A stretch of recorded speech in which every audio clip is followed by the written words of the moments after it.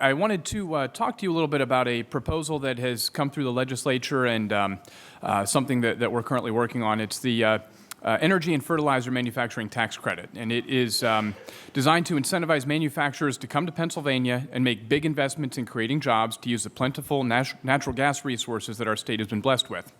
It would require companies to invest at least $450 million in our state and create 800 full-time equivalent jobs in Pennsylvania in order to qualify for the credit.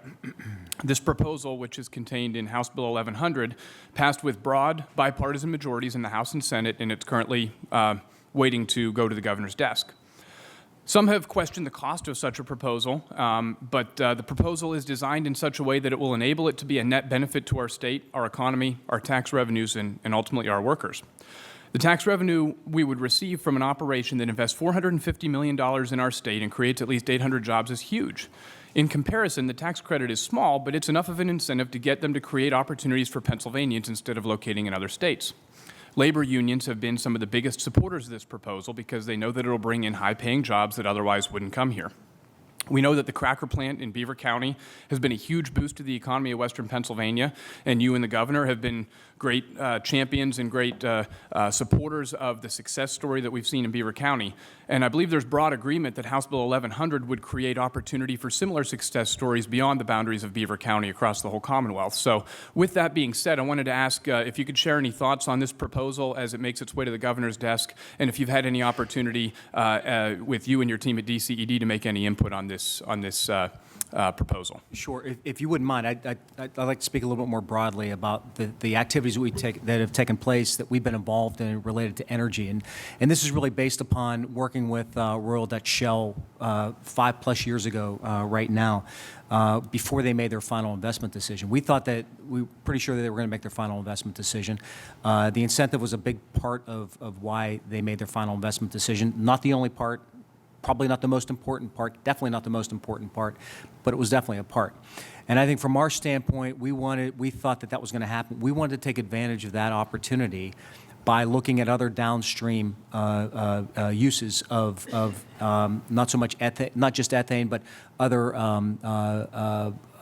natural gas liquids and methane. And we started going to Texas, and we go to Texas probably 2 or 3 times per year. Houston, San Antonio, Dallas, and then in some cases this year I think the World Petrochemical Conference is in New Orleans. And we go there and we make a pitch for Pennsylvania to the point where 5 years ago we started doing that and talking about Shell. And the response we got back was Shell will never make that decision. Shell will never build anything in Pennsylvania. There is no reason to think that Pennsylvania will get anything out of the petrochemical industry. You'll just ship that product to the Gulf Coast. And that was after a bunch of laughter when we started talking about what Pennsylvania had to offer. They're not laughing anymore because Shell made the decision. We're down there promoting Pennsylvania, promoting the opportunities. We're talking to a number of companies that are interested in coming here to do either ethane crackers, which we've done a study that says that this shale play could accommodate 4 additional ethane cracker plants, one of which would be in Ohio and then the others in Pennsylvania. So 3 additional ones in Pennsylvania. We've talked to other companies that are interested in doing that. We've also talked to companies like fertilizer companies, other manufacturers. So we think that just in and of itself, having some type of incentive package would be a great thing. I think from the governor's perspective, what we looked at with HB 1100 is that there may be some changes that need to be taking place as a result of HB 1100 that we're looking at right now, that might make it a little bit more broad. To be honest with you, we're not just looking at fertilizer, and that, I'm not sure that should even be in the name, but it should be something else.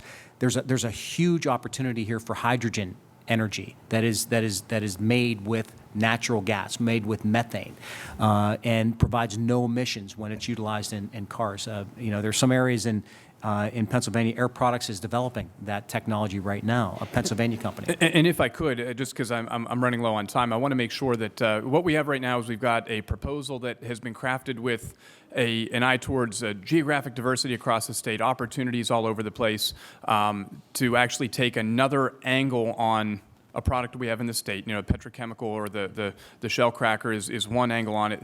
This is another angle on it, and we've got it on its way to the governor's desk.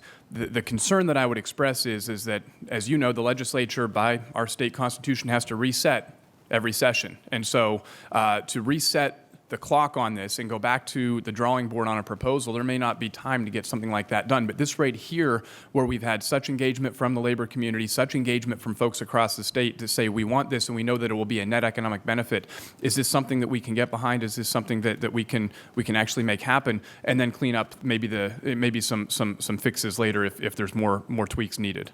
Right. I think we're in the process of, we've looked at it, and we think that there are some tweaks that are needed. We don't think it needs to be reset. We definitely don't think anything needs to go back to the drawing board, but we need to take a better look at it. We think it could be more broad. We think there's some changes that could be made to the legislation that it could be much more useful in being utilized by us when we're selling Pennsylvania to these types of companies.